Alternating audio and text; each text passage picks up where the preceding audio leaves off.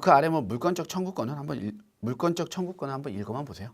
그 다음에 3번으로 넘어가서 소유권과 제한 물권으로 갈게요. 소유권과 제한 물권 뭐였어요? 본권, 그렇죠? 점유권과 본권으로 나누어지는데 본권의 일부, 본권의 하위 카테고리가 소유권과 제한 물권이었어요. 1번 부동산 소유권 첫 번째 줄.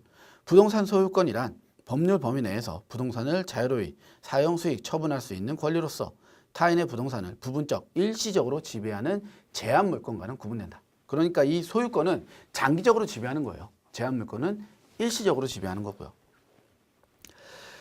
2번에 제한 물권 맨 끝에 부분적, 일시적으로 지배하는 물권으로 등기 능력이 있는 권리이다. 제한 물권은 등기할 수 있다 이거예요. 일시적으로 지배하니까 등기를 해야지만 나에게 일시적인 능력이 들어온다.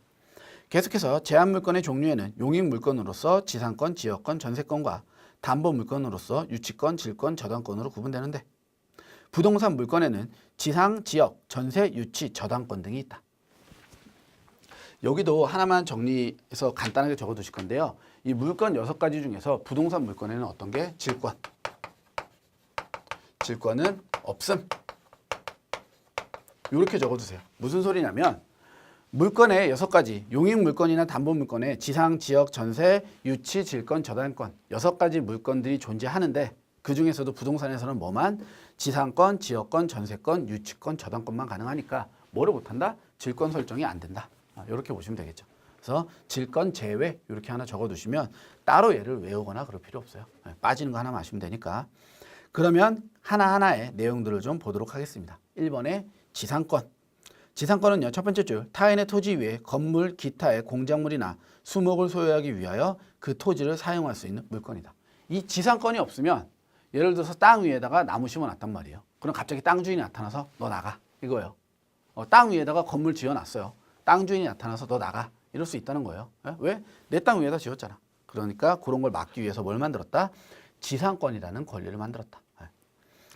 세 줄 내려와서 첫째, 지상권은 배타성을 가지고 토지를 직접 지배할 수 있는 물건이고 한 줄 또 내려와서 둘째, 지상권은 제3자에 대하여 대항력이 있으나 임차권은 제3자에 대한 대항력이 없는 것이 원칙이다. 셋째, 지상권은 자유로이 양도하거나 담보로 적용할 수 있다. 그 다음에 계속해서 끝에 넷째, 지상권은 최단 기간에 대한 제한은 있으나 최장 기간에 대한 제한은 없다. 한 줄 내려와서 다섯째, 지상권 성립에 있어서 지료가 그 요소는 아니나 지료를 지급하기로 약정한 경우에는 2년 이상의 지료를 지급하지 아니할 때 지상권 설정자는 지상권의 소멸을 청구할 수가 있다. 그리고 한 줄 더 내려와서요. 이기의 차이맥 여기도 동그라미 쳐두세요. 그러니까 쉽게 말해서 요 지상권들 어떤 땅 위에서 내가 여기 살고 있다 이런 내용을 주장하고 싶으면은 뭐를 지료 그러니까 월세나 이제 그 빌려서 사용하는 임대료를 의미하는 거예요. 임대료를 2번 이상 연체하게 되면 땅 주인으로 나가 할 수 있다 이거예요. 그러니까 절대 밀리면 안 되겠죠. 이 정도까지 보시면 되겠습니다. 그 다음에 2번에 지역권. 지역권은요. 설정행위에서 정한 일정한 목적을 위하여 타인의 토지를 자기 토지에 편익에 이용하는 권리이다. 이 지역권도 간단한 내용들인데 이제 설명을 안 들으면 혼자 학습하실 때 힘들 수 있어요. 그래서 우리 지역권. 지역권에서는 저희 2가지 요역지랑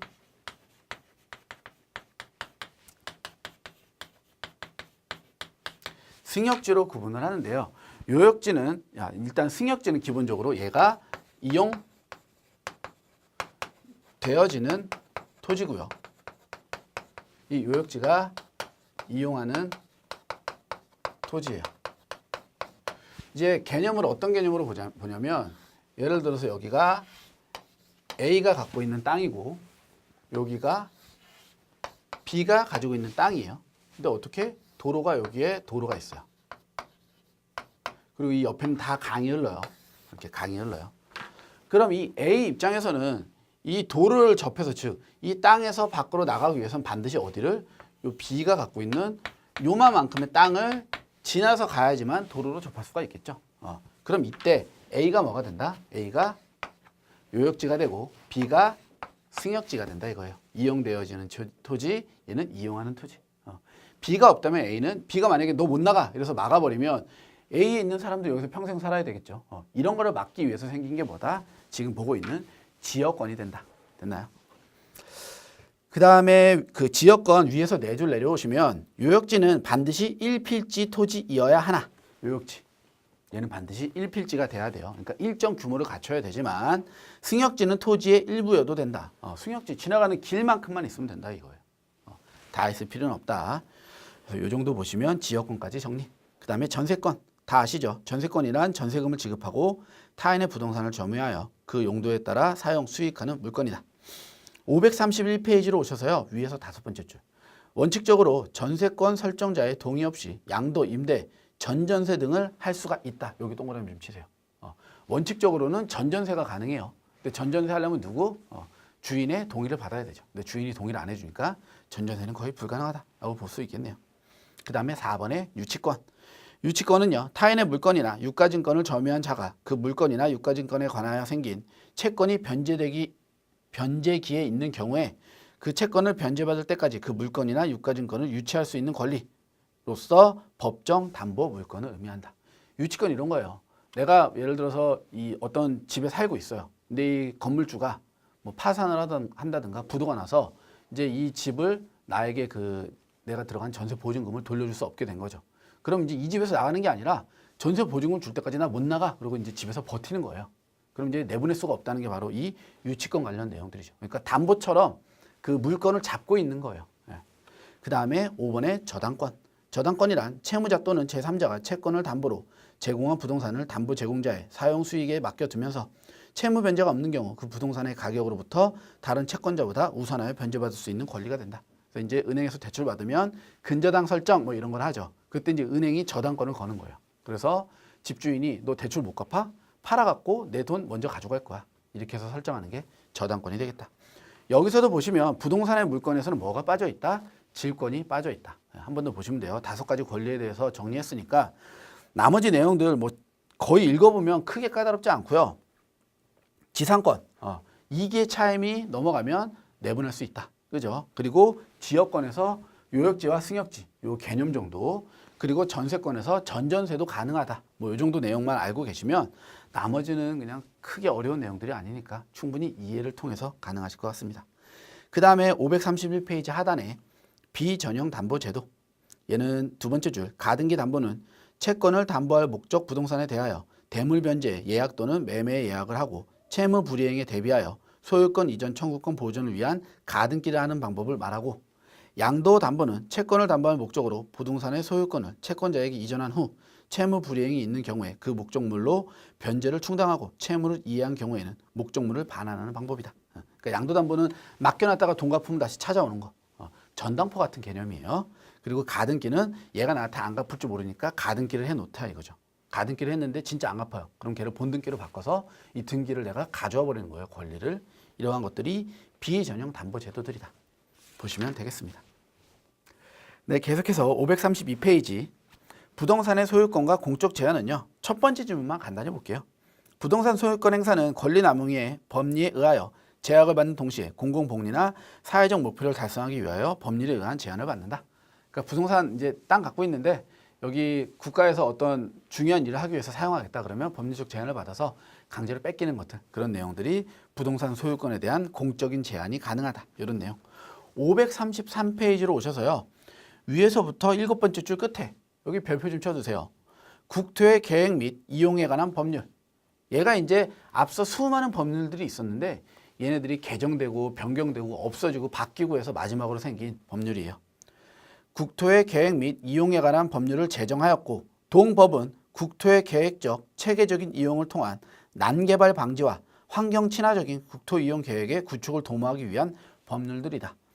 동법은 전 국토를 종전의 5개 용도 지역에서 한 줄 내려와서 4개의 용도 지역으로 축소하였고, 여기 별표 좀 쳐주세요. 종전에 난개발 문제가 제기되었던 중농림 지역이 편입되는 관리지역을 보전관리지역, 생산관리지역, 계획관리지역으로 세분하여 관리하도록 함으로써 난개발 문제의 해소를 도모하고 있다. 아무튼 이러한 새로운 법률이 생겨서 5개로 구분했던 걸 4개로 바꿔놨다. 이 정도까지 알고 가시면 되겠습니다. 넘어오셔서 534페이지에 표 1-2가 있는데요. 한번 시간 되시면 읽어는 보세요. 읽어보면 부동산 관련된 이해에는 큰 도움이 되실 거예요. 저희는 535페이지 부동산 소유권의 공시제도 보겠습니다. 위에서부터 2번째 줄. 부동산 등기란 등기관이 부동산 등기 법령이 정하는 절차에 따라 등기부에 부동산의 표시 및 부동산에 관한 권리관계를 기재하는 것 또는 그 기재 자체를 의미한다. 그래서 밑에서 네 번째 줄 등기 효력에 있어서 본등기는 1번 물건의 변동적 효력, 2번 순위 확정적 효력, 3번 형식적 확정력, 4번 대항력 효력, 5번 권리적 존재 추정력, 6번 점유적 효력을 가진다. 그러니까 본등기를 하게 되면요, 얘는 무조건 내 거야. 남들하고 싸워서 다 이길 수 있어. 이런 권리를 갖는다. 정도 보시면 되고요.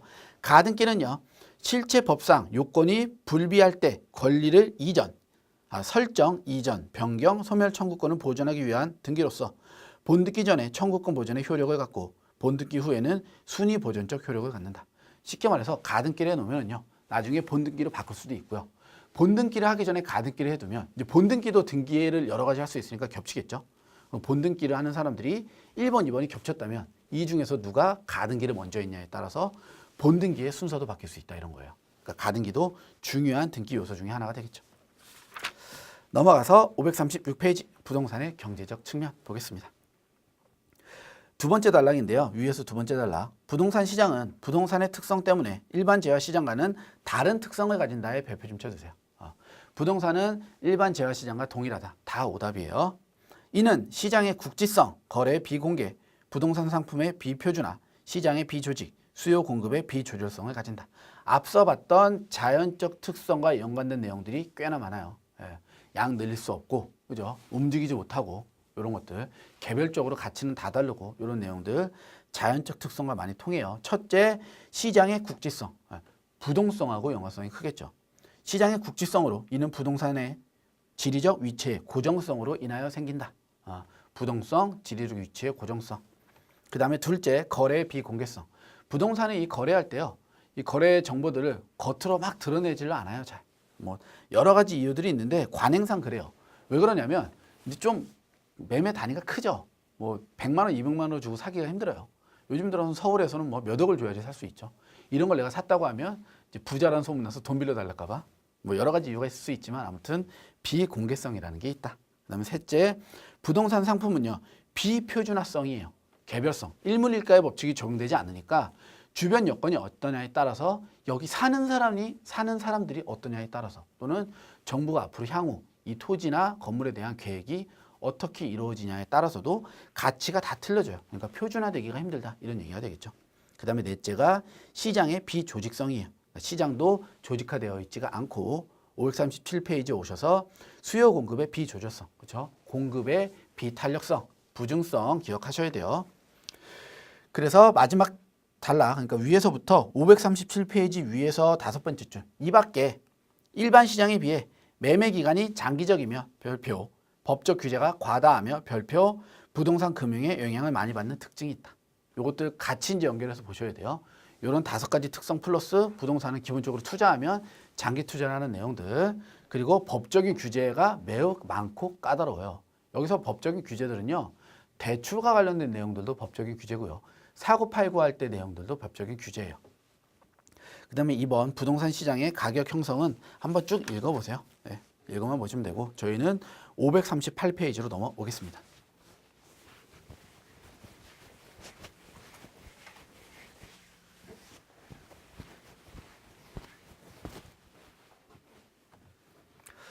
(538페이지에) 부동산의 경기 변동인데요. 경기 변동은 이제 제가 그리는 표를 갖고 같이 한번 정리를 해서 이해를 하는 게 좋을 것 같아요. 저희 그 순환곡선 아마 많이 보셔서 제가 그리는 게 뭔지 거의 다 아실 거예요. 이렇게 기본적으로 순환곡선이 4개의 사이클을 갖고 있는 게 일반적이에요. 저희 교재에선 539페이지 상단을 보시면 돼요. 그림 1-3. 그래서 이 기준, 제로에서 올라갈 때 우리는 호황기라고 하고요. 여기서 이제 떨어지는 걸 후퇴한다고 하고요. 여기 이제 하락기 또는 여기가 불황기고 여기가 이제 다시 회복하는 회복기라고 이야기를 한다. 이렇게 4가지 국면으로 구분을 해요. 저희 교재에서도 보면 호황, 후퇴, 불황, 회복 이렇게 4가지로 이제 구분을 해두고 있어요. 이 4가지 사이클에 따라서 부동산 시장에서는 어떤 관점을 적용시키냐. 이제 이런 거죠. 얘를 한번 볼게요. 여기가 기간이 되고요. 여기가 가격이라고 보시면 돼요. 그래서 일단 호황기에는 어떤 일이 생기냐면요. 여기가 예를 들어서 1월 1일, 1월 10일, 여기가 2월 1일, 2월 10일, 여기가 3월 1일, 여기가 3월 10일, 여기가 4월 1일, 여기가 4월 10일, 여기가 5월 1일. 이렇게 기간을 나눠서 간단히 보면 이제 오늘이 1월 1일이에요. 부동산 가격이 호황기에 접어들었어요. 그러니까 오늘 내가 자고 일어났더니 부동산이 100원이에요.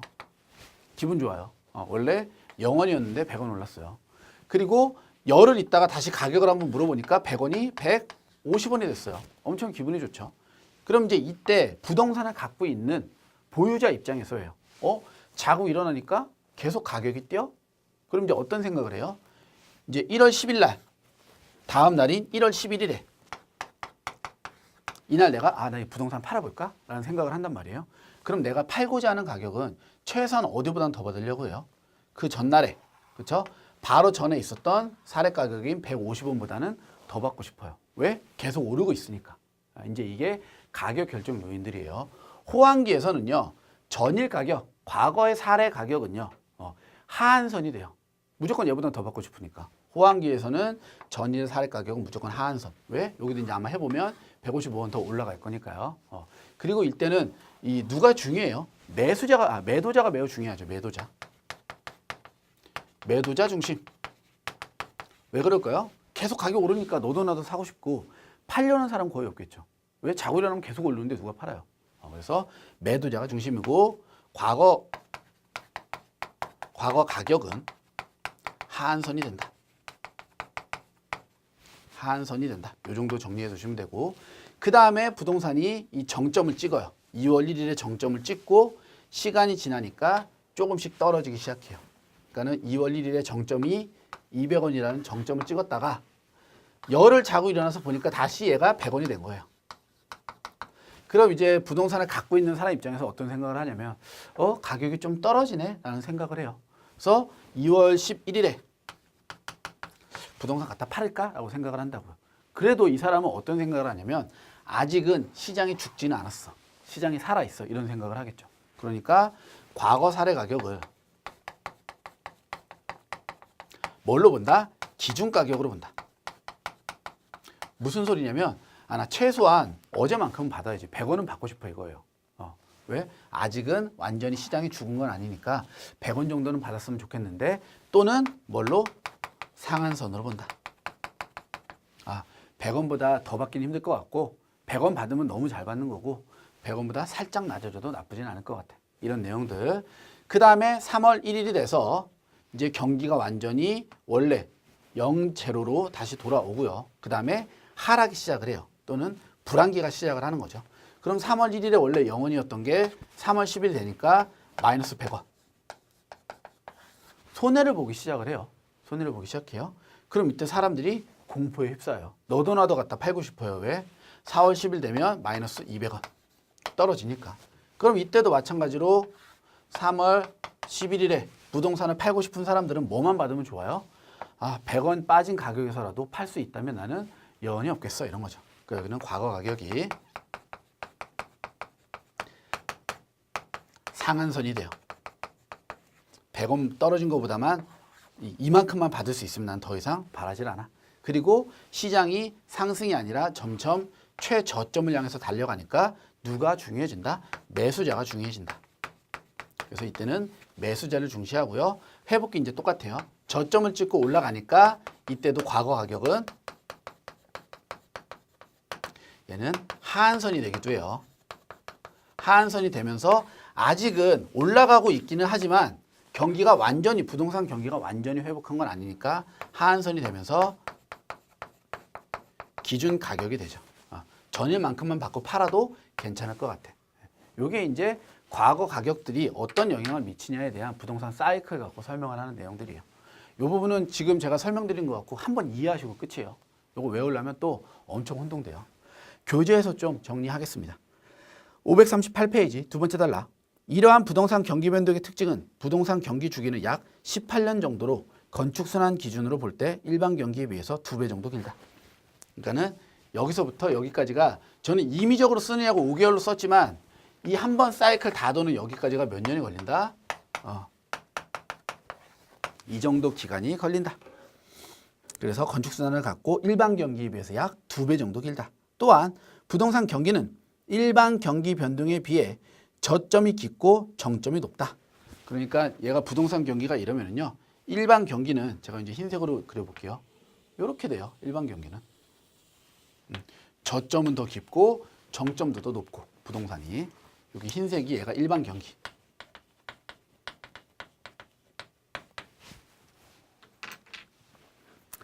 계속해서 한 줄 내려와서 끝에 부동산 경기는 일반 경기보다 시간적으로 뒤지는 경향이 있는데 부동산 경기는 일반적으로 지역적, 국지적으로 나타난 후에 전국적, 광역적으로 확대된다.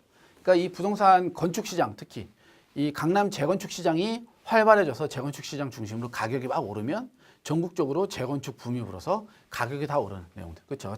지역적 또는 국지적으로 나타난 후에 광역적으로 바뀐다. 그리고 한 줄 지나가서 부동산 경기는 부문별 시장 변동 시차가 존재하는데 상업용, 공업용 부동산 경기는 일반 경기 변동과 대체로 일치하지만 주거용 부동산 경기는 그와 역순환을 보이는 경우가 존재한다. 이 주거용 부동산이 일반 경기랑 역순환이 보이는 이유가요.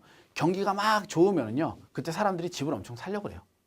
경기가 막 좋아지면. 근데 없죠. 그러니까 그때 막 이제 만들어낸다고요. 그럼 경기가 안 좋아질 때쯤 되면 부동산이 많이 늘어나요. 완공이 그때서. 그래갖고 둘의 시차가 잘 안 맞게 된다. 이 정도 내용 보시면 되겠습니다. 그 다음에 이번에 있는 부동산의 경기별 유형이 바로 여기 그려놓은 요 표. 여기 이제 교재에서도 몇 가지만 체크할게요. 538페이지 하단에서 일반 경기 순환은 확장, 후퇴, 수축, 회복 4개 국면 외에 부동산 고유의 특성인 안정시장이라는 특수한 국면을 갖고 있다. 이 안정시장은 뭐냐면요. 이렇게 4개 사이클처럼 움직이는 게 아니라 계속 일정하게 쭉 가는 거예요. 주로 이제 명동, 강남역 이런 데 있는 상가들이 그래요. 그러니까 경기가 아무리 안 좋고 부동산 경기가 안 좋고 일반 경기가 안 좋아도 사람들이 기본적으로 출퇴근을 한다든가 의식주를 해결하기 위해서 많이 왔다 갔다 하는 그런 지역들이죠. 이런 지역들은 이 경기 사이클이 인해서 이렇게 크게 하락하거나 크게 상승하지 않고요.